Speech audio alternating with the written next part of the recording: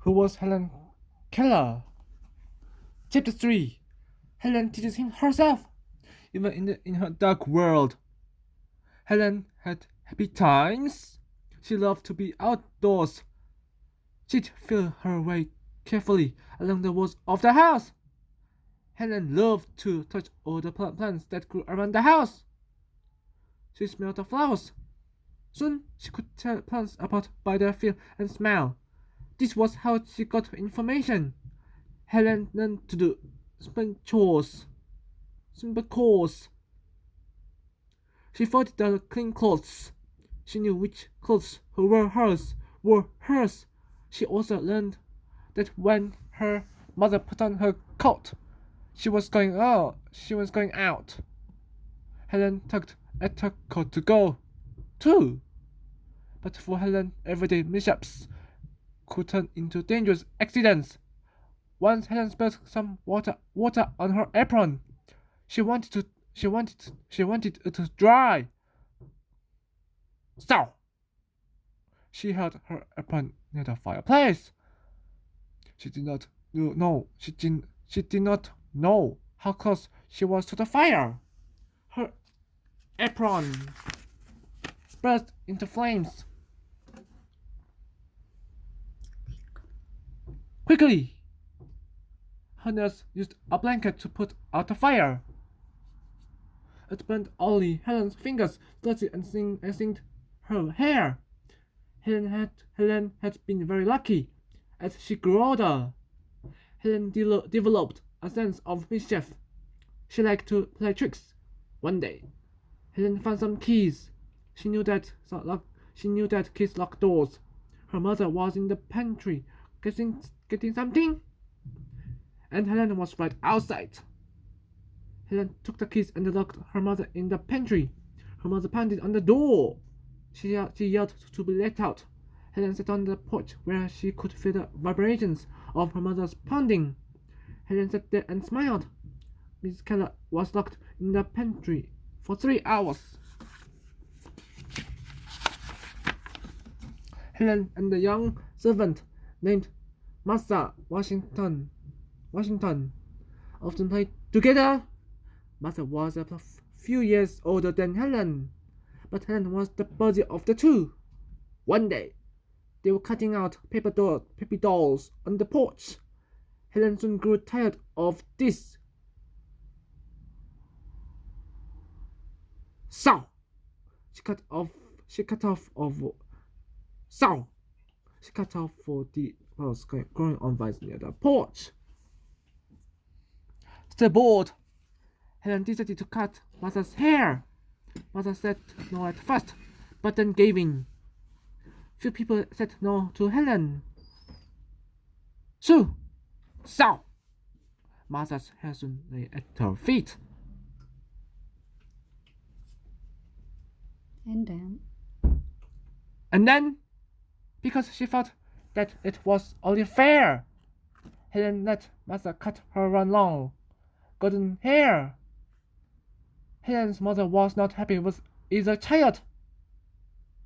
Helen's other friend was the family dog, Belle. Helen tried to teach the dog her signs, but the dog would just slip or run off after a bird.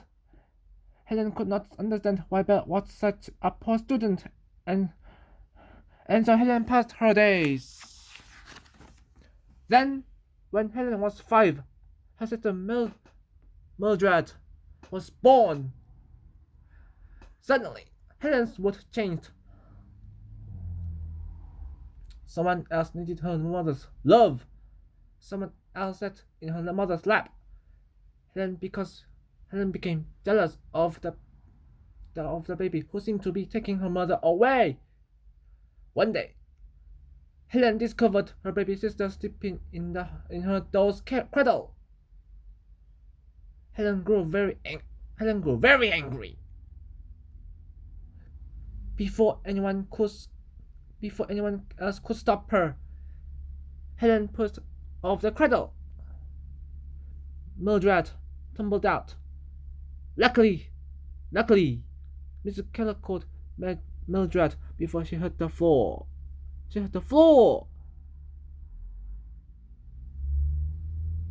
Now, Mrs.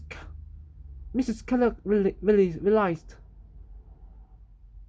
that Helen was not only a danger to herself, she was a danger to others. If Helen's mother could not control Helen, who was still a young girl, what would happen when Helen got older? Helen had to change. Helen had to change. Helen had to change. The Kellers took Helen to another doctor in Baltimore, Maryland. The doctor was an eye specialist. Again, the Kellers had the same words. There was nothing that doctor could do for Helen. But the doctor did tell Captain Keller about Alexander Graham Bell, who lived in nearby Washington, D.C. Bell, who had invented the telephone in 1876, was also a former teacher of the deaf. Perhaps Bell might know someone to help Helen. For the first time in a very long while. The Kellers felt a little bit of hope. Chapter 4. A Ray of Hope. Accompanied by the captain and her Aunt Evelyn. Helen went to see Dr. Bell. Her mother carefully curled Helen's hair before she left. Helen looked like an angel. She was about 6 years old now. Helen walked into Bell's office, and the two became friends right away. Helen got on Bell's lap. The young child and the inventor felt at home with each other. Helen later wrote in her autobiography, "He understood my science, and I knew it and loved him at once." Bell felt that Helen could learn. He thought she was a smart and sensible girl. He wanted to see her succeed. Maybe. Just maybe. Helen Keller could lead a normal life. Bell gave Helen his watch to play with as he talked to Captain. He told Captain to write to the Perkins Institution for the Blind in Boston, Massachusetts, later called Perkins School. Dr. Bell told Captain that 40 years earlier, a deaf-blind child, Laura Bridgman, had been taught to read, write, and talk with hand signals. He was sure that the Kellers could find a teacher for Helen there. Once back at home, Captain wrote to the head of the Perkins School. Captain Keller wrote that he needed a teacher for his daughter. The Kellers waited anxiously for his reply. Michael Anagnos, the head of Perkins, wrote back that he did have a teacher in mind. Her name was Anne Sullivan. The Kellers were thrilled. What they did not know was that Anne Sullivan needed to be convinced to take the job. Who was Anne Sullivan? Anne, or Annie as she was called, was an orphan who had a very hard and lonely life.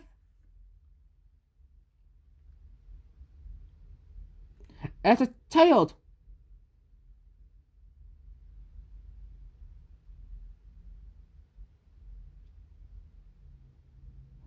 she had been partially partially blind. She was sent to the Peking school and later on, operations restored her sight and graduated first in her class at Perkins. Like Helen Keller, she was very bright. She was very bright and also very stubborn. At 20, and yet had never been a teacher. She was not sure she could do the job, or even that she wanted it. Mr. Agnenos kept encouraging her. He felt that this lonely, intelligent young woman would be right for the job, and he did not have many other choices open to her. It was either the teaching job or job in the factory, and he decided to take the job with the Kellers. And it took 2 months to prepare for her new job. She had met Lower Bridgman. She learned the alphabet. She talked to Laura by spelling into her hand. Then she studied the different ways to teach the manual alphabet. And he prepared the best that she could. But really, she had no idea what lay before her role, how her new job would change her life. Chapter 5. An servant arrives. It was March 3, 1887. Helen did not know that this was to be the most important day of her life. Helen was aware that everyone in the family seemed excited. Excited.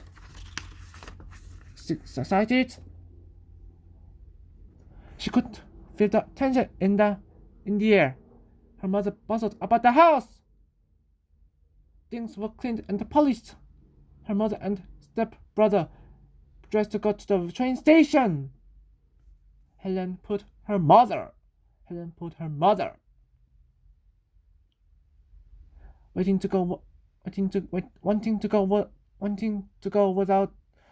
go out with them. But her mother said no. Finally, an servant arrived in Alabama on the 6:30 train.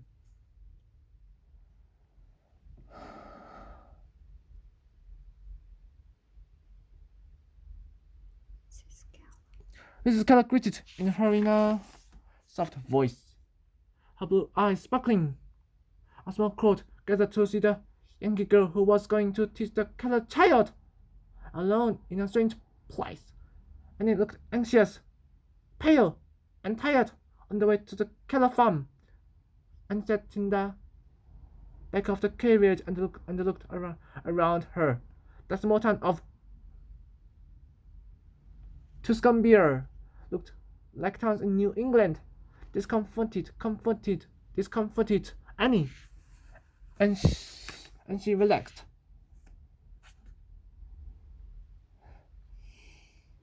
She was eager to meet her new pupil.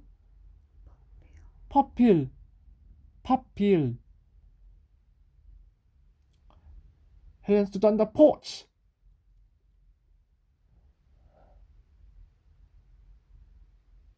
She felt the vibrations of the carriage coming down the lane. She stretched out her arms for her mother. Instead, a stranger walked into her arms and held her. Helen didn't like strangers. She refused to let Annie kiss her, but Helen was curious about strangers too. Helen felt Annie's face, dress, and bag. Then Helen opened Annie's bag. She expected to find the treats that company often brought for her.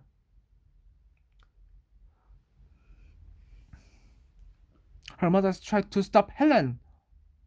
Finally, Mrs. Keller had to rip the bag out of Helen's hands. Helen grew very angry. Her face turned red. She clutched her mother's skirt and began to kick. No one did anything. No one did anything.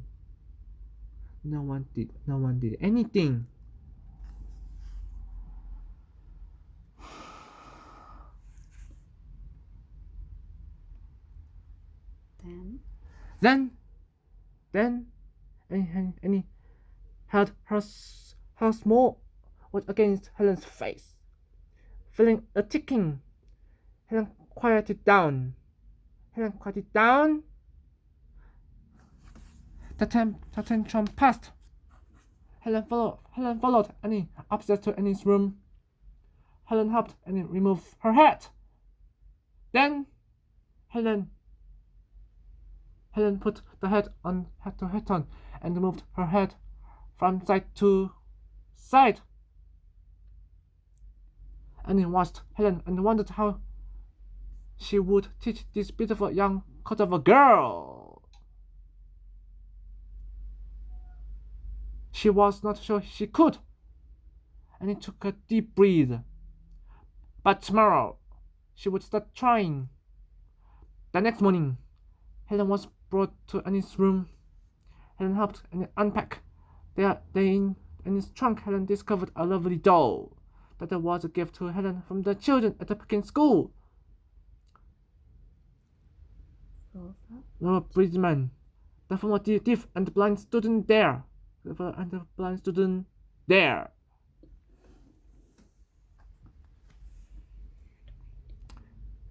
Had made some of the doll's clothes and spelled the word of a doll. So into Helen's hand.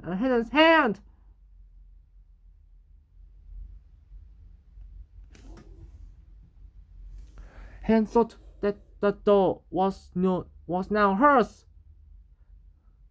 Whenever Helen wanted something,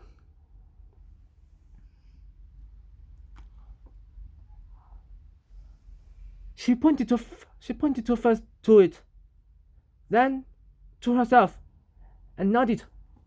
But Annie had no way of knowing this. She was trying to show Helen that doll meant that the word for something.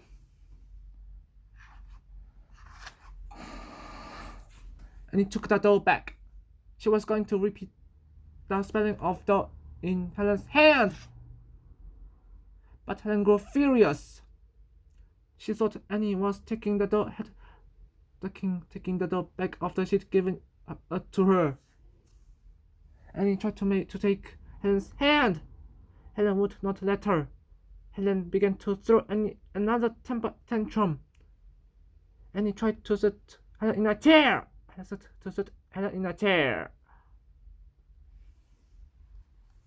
She wanted to calm Helen. She wanted to start the lesson over. No use. Helen got angry and fought harder. And finally let Helen go. But Annie was not giving up. She went, she went, she went downstairs and got a slice of cake. She brought it to Helen. She put cake into Helen's hand while holding the cake under Helen's nose. Helen tried to take the cake, and he spelled the word cake again and patted Helen's hand. This time Helen spelled the word back, and gave Helen the cake to eat. Did Helen understand that cake meant cake?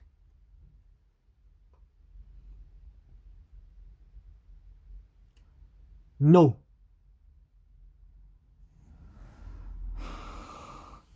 Not really. Helen was just copying Annie. Helen did not know that if she wanted Annie spelled cake in Annie's hand, that Annie would realize that Helen wanted cake. Once more. Annie spelled the word doll into Helen's hand. Helen spelled back doll. Annie spelled the last and gave Helen the doll. Helen fled downstairs with the doll.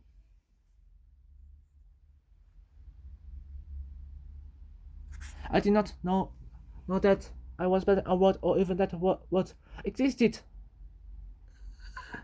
Helen later wrote. I was simply making my fingers going monkey-like imitation. Helen refused to have anything to do with, and Papa had a long, hard road ahead of them.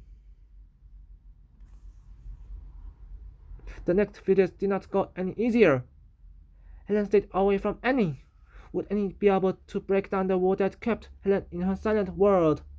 She was not sure. One day at breakfast, another battle began. Helen always ate from everyone's plate. She helped herself to food as she went around the table. No one in the family tried to stop her, nor did anybody say anything. Annie was shocked. Helen was not going to eat from her plate. Helen flew into a rage when Annie kept her plate away from her. She fell to the floor, kicking and screaming. Annie continued to eat. Then Annie asked the Keller family to leave the room. Upset and confused, they left Helen with Annie, who locked the door behind them. The war was on. Annie returned to finish her breakfast. Helen tried to knock over Annie's chair. She failed. Helen began to quiet down. Then she got up and felt around the table. She realized that only Annie was in the room. Helen was confused. She tried again to steal food from Annie's plate, but Annie would not let her. Finally, Helen sat in her place. Helen began to eat her breakfast with her fingers. Annie put the spoon in Helen's hand. She threw it to the floor. Annie made Helen pick it up. Then Annie held the spoon in Helen's hand and made her eat with it, realizing that Annie would not give up. Helen finished her breakfast using the spoon. Next came the napkin. Annie wanted Helen to fold it. Helen threw the napkin onto the floor. She ran to the door. She ran to the door. Finding it locked, Helen began to kick and scream again, and spent the following hour getting Helen to find her napkin. When it was finally folded, Annie let Helen out. Helen ran outside, far away from Annie. Worn out, Annie went to her room.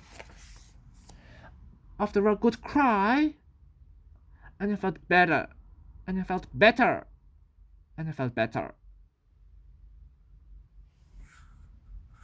and set off, and set off these battles, these battles, to get her to do the simplest things, such as combing her hair or washing hands. It was necessary to use force, and of course, a distressing scene followed. The family could not stand these scenes. They tried to help Helen. Her father could not stand to see her cry. The helping Helen did not allow any to teach her.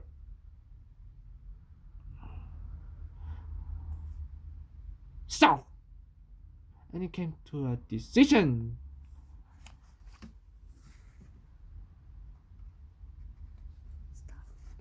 Go. Go. And he realized that she had to live alone with Helen. Just the two of them. It was the only way.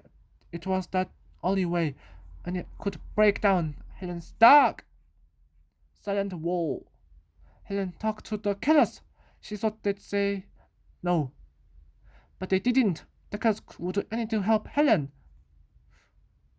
So, Helen and Annie want to stay in the cottage near the big house. Near the big house. Annie did not want Helen to know that she was a quick run from the house and her parents. So, Annie had all the furniture moved around in the cottage. Then Helen, Annie and Helen went on the run in the carriage people around at the cottage. It worked. Helen thought she was in a new, strange place. Helen and Annie had many battles in the cottage. Annie would not let Helen eat until she was dressed. Helen refused to get dressed. Captain Keller watched through a window one day. He wanted to send Annie away, but the family talked him out of it, and it was lucky that they did. Over the next 2 weeks, Helen began to change. She began to obey Annie.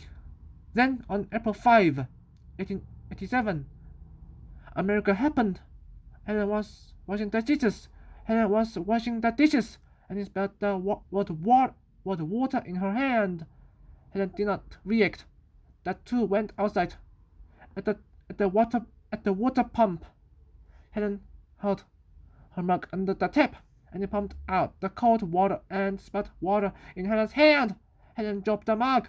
A look of wonder filled her face. Helen spilled water several times to Annie. Now! At last! Helen understood that word stood for things. Later in her autobiography, Helen wrote, "Everything had a name, and each name gave birth to a new thought, and it put many different words into Helen's eager hands.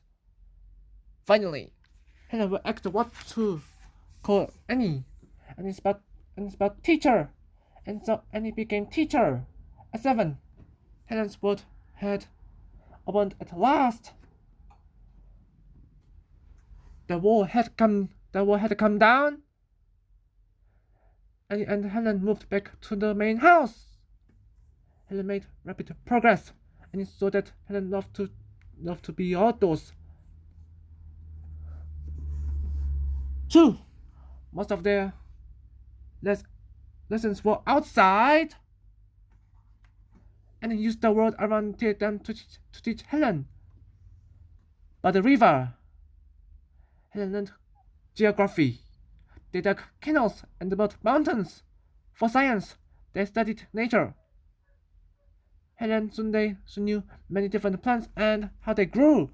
Helen loved wasn't the language. Helen memorized words easily.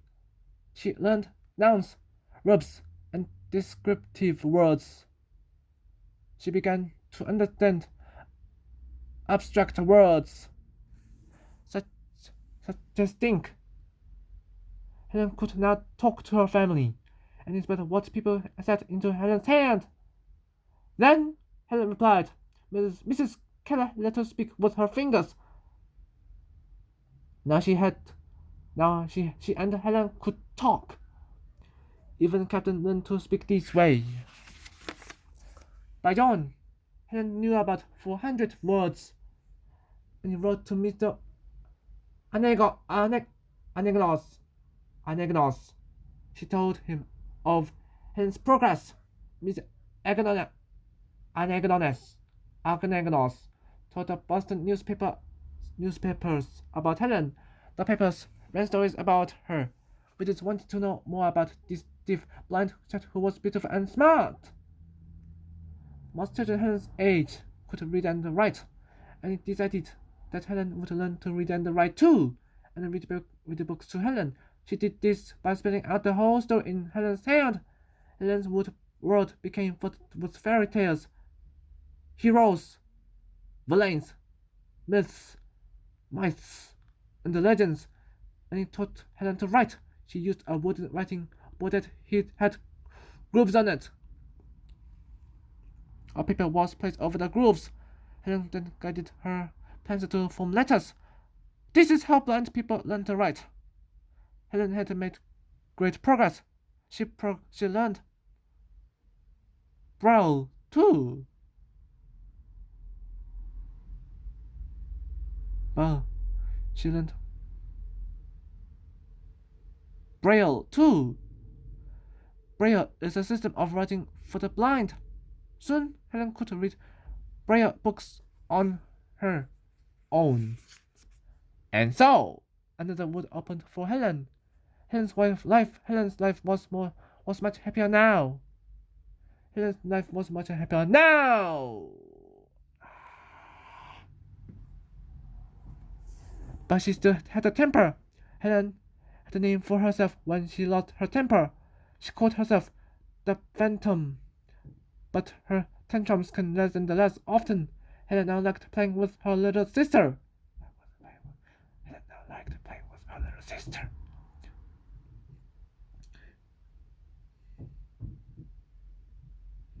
Mildred. Helen's mind was now free to learn, and her heart was free to love.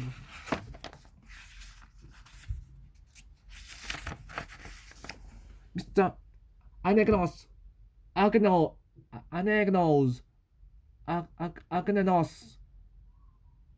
asked anyone to write a paper about Helen, and that's when anyone was at her desk writing.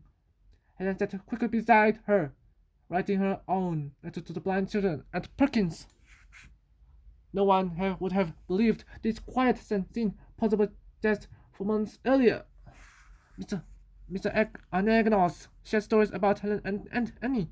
The Boston newspapers ran more stories about them. The papers began calling Helen the Wonder Child. We just wanted to meet her and know more about her. Some doubted if the stories could be true. Either way, Helen was becoming famous. Annie and Helen continued their lessons unaware of their growing fame up north. Christmas was coming. It would be the first time that Helen understood the holiday and would be able to take part in it. Helen and Annie read the Christmas stories. They made up their own Christmas stories. Helen got caught up in the excitement and joy of the holiday. She loved making gifts and then dropping hints as to what the gifts were. The Keller family had much to be thankful for this holiday, and so did Annie, who, at last, had a home. The new year, 1888, dawned full of hope. Helen would turn 8, but more important, Helen would leave home that year. Helen wanted to visit Perkins, and Annie was going to take her there. But first, Helen had to prepare for the trip, and Helen worked even harder at the lessons. Mrs. Keller worried that Helen was pushing herself too hard. Helen was often tired. She talked to Annie, but Annie said that she could not slow Helen down. Helen never wanted to rest. There was too much to learn. But May, 1888, Helen was ready to go. Helen was ready to go. But an amazing thing happened. Amazing thing happened that changed the plans. Helen and Annie were invited to the White House to meet President Grover.